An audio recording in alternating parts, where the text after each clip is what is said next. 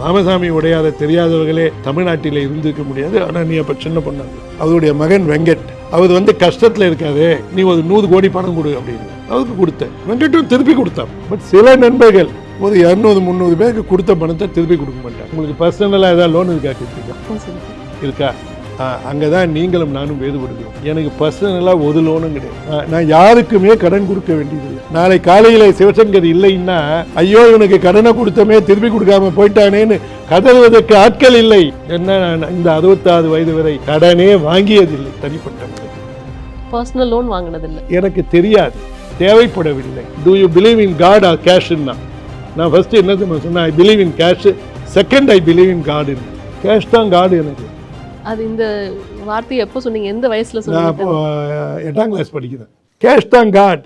அது அப்பவே முடிவு பண்ணிட்டீங்க? அது 8ஆம் கிளாஸ் படிக்கும்போது. பட் 3ஆம் கிளாஸ்ல முடிவு பண்ணது என்ன தெரியுமா? அதை கேட்டால் இன்னும் கேவலமா இருக்கும். அன்னம் தான் கடவுள்னு. ஏன்னா சாப்பாடு தானே சாப்பிட்டா தானே நல்லா இருக்கு. நான் சாப்பாட்டை நம்புகிறேன், அடுத்தது கடவுளை நம்புகிறேன். அது 8ஆம் கிளாஸ்ல மாத்திக்கிட்டேன். Money is always ultimate.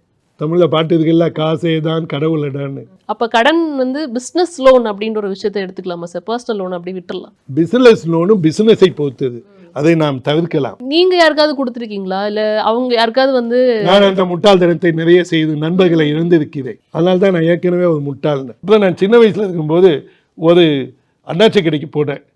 இன்று ரொக்கம் நாளை கடன் போட்டு இருந்தது. டெய்லி பார்த்துக்கிட்டு இருந்தேன். ரொக்கம்னு கேஷ் மேலே பிலீவ் பண்ண ஆரம்பிச்சு. என்னுடைய நாள் தொடங்கிடும். நான் வேலை செய்வதில்லை. அது எப்படி? அது எப்படின்னா, நான் வெற்றிக்காக உழைக்கின்றேன். வெற்றிக்காக வேலை செய்யும் போது அதை நான் வேலையாக கருதுவதில்லை. அதன் என்னுடைய வாழ்க்கையின் நெறிமுறையாக கருதுகின்றேன். அந்த வாழ்க்கையின் நெறிமுறை தனி அறை, சன்னல், தென்றல் காற்று, மென்மையுறு பஞ்சனையில் நான் படுக்கும் போது என் நாள் முடிகிறது. உறக்கம் என்னை தழுவுகிறது. நீங்க என்ன பண்றீங்களோ அதை என்ஜாய் பண்ணி பண்ணுங்கிறதா அந்த. ஆமாங்க, என்ஜாய் பண்ணி தான் நான் கஷ்டப்படுறேன். நான் சேட்டலைட் பிஸ்னஸ்ல இருக்கும்போது கனவு கூட சேட்டலைட்டை பற்றியே வரும்.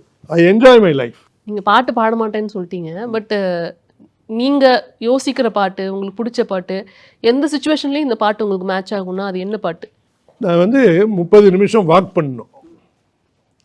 அது நான் உயிர் வாழ்வதற்கான வாங்குகிற லைசன்ஸ். அந்த லைசன்ஸில் ஒரு பிரச்சனை என்னென்னா, டெய்லியும் நடக்கணும். நான் திங்கக்கிழமை நடந்துட்டேன், அதனால செவ்வாய்க்கிழமை நடக்க மாட்டேன்னு சொல்லக்கூடாது. அதனால் நடக்கும்போது ட்ரெட்மில்லில் நடப்பேன் அல்லது ஸ்விம்மிங் பூலை சுற்றி நடப்பேன். அப்போ எனக்கு பிடிச்ச பாட்டு இல்லை, நான் மாறுபட்ட திங்கிங்கை பண்ணணுன்னா ஒவ்வொரு பூக்களும் சொல்கிறதே ஆட்டோகிராஃப் வாழ்வென்றா. அதில் அந்த முயற்சியை பற்றி நல்லா எழுதியிருக்கு.